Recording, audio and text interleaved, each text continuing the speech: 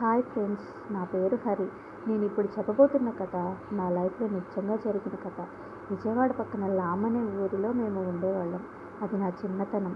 నాకు 19 సంవత్సరాలు అలా ఉంటాయి. మా ఊరి బయట ఒక ఇల్లు ఉండేది. అందులో సుబ్బారావు ఇంకా పార్వతి అనే భార్యాభర్త ఉండేవాళ్ళు. పార్వతి చాలా అందంగా ఉంటుంది. వాళ్ళకి పిల్లలు లేరు. మొగుడు పెళ్ళాం ఇద్దరు పొలం పనులు చేసుకునేవాళ్ళు.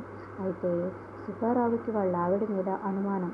రోజూ మందు తాగి వచ్చి ఆవిడని కొట్టేవాడని, నరకయాతన పెట్టేవాడని, పెళ్ళాన్ని కొట్టి చంపేశాడని, పార్వతి ఆ బాధలు తట్టుకోలేక ఉరి వేసుకొని చనిపోయిందని అలా మా ఊరిలో చెప్పుకునేవాళ్ళు. పార్వతి చనిపోయిన కొన్ని రోజులకే సుబ్బారావు కూడా మంచంలో రక్తం కక్కుకొని చనిపోయాడని చెప్పుకునేవాళ్ళు.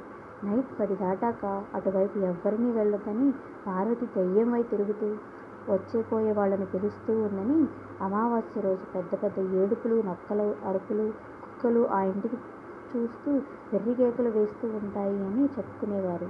అందుకని ఎవరు 10 దాటాక ఆ ఇంటి వైపు వెళ్ళేవాళ్ళు కాదు.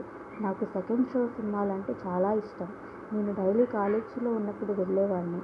ఆ అలవాటు కొద్దీ నేను మా ఇంటికి హాలిడేస్కి వచ్చాక కూడా నేను ఒకరోజు సెకండ్ షో సినిమాకి వెళ్ళి వస్తున్నాను.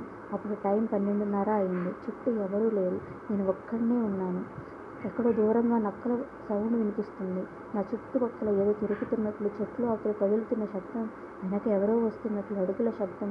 నేను ఆ ఇంటికి దగ్గరికి రాగానే ఎవరో ఒక పొడుగుపాటి మనిషి ఆ ఇంటి పక్కన నిలబడి తొంగి చూస్తున్నట్లు ఉంది. నేను దగ్గరికి వెళ్ళే కొద్దీ నా తల కొద్దిగా వెనక్కి వెళ్తూ ఉంది. అలా నేను ఇంటికి దగ్గరికి వెళ్ళేసరికి, హరి, ఎక్కడికి వెళ్తున్నావు? నేను పార్వతిని, నన్ను గుర్తుపట్టలేదా? రా హరి, లోపలికి రా అంటూ గొంతు వినిపించింది. నేను తల తిప్పకుండా మాటలు అస్సలు పట్టించుకోకుండా ముందుకు వెళ్తున్నా. నా వెనకే పట్టీల శబ్దం, గాజుల శబ్దం వస్తుంది. ఒక్కసారి వెనక్కి తిరిగి చూడు హరి అని నన్ను ఎవరో పిలుస్తున్నారు. నేను అవన్నీ పట్టించుకోకుండా ముందుకు వెళ్తున్నా. స్పీడ్గా నా వెనక పెద్ద నీడ వస్తుంది. ఒక్కసారిగా నా భుజం మీద ఎవరో చేయి వేసి లాగినట్టు అనిపించింది. ఒక్క నిమిషంలో వీలించుకొని పరిగెత్తాను. అప్పుడు నాకు వినిపించిన గొంతు, లక్ష్మి, తప్పించుకున్నావురా నా కొడకా అని. నేను అంతే, ఆగకుండా ఇంటి వరకు పరిగెత్తి జరిగిన విషయం మా నాన్నకి చెప్తే మా అమ్మ దేవుడి దగ్గర బొట్టు పెట్టి మా నాన్న నన్ను తనతో పడుకోబెట్టుకున్నారు. మరుసటి రోజు జ్వరం వచ్చింది. ఆ రోజు తర్వాత నేను ఎప్పుడూ సెకండ్ షో సినిమానే మాటే ఎత్తలేదు.